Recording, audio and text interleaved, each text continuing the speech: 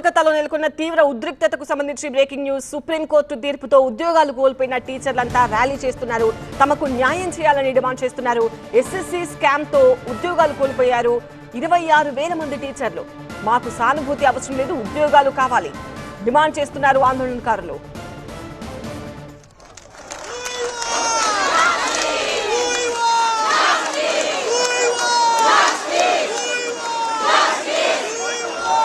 బెంగాల్ రాజధాని కోల్కతాలో తీవ్ర ఉద్రిక్తత చోటు చేసుకుంది. ఎస్ఎస్సీ స్కామ్ పై సుప్రీంకోర్టు తీర్పుతో ఉద్యోగాలు కోల్పోయిన టీచర్లు భారీ ర్యాలీ తీశారు.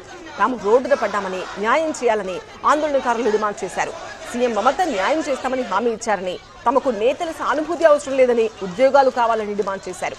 టీచర్ల ఉద్యోగానికి తమకు అన్ని అర్హతలు ఉన్నాయని, అయినప్పటికీ ఎవరో చేసిన తప్పుకు తమను బలిపోస్తులను చేశారంటూ ఆందోళనకారులు ఆవేదన వ్యక్తం చేశారు. ఎస్ఎస్సీ కార్యాలయాన్ని ముట్టడించేందుకు ఆందోళనకారులు ప్రయత్నించారు. పోలీసులు వారిని అడ్డుకోవడంతో రోడ్డుపై బైఠాయించారు.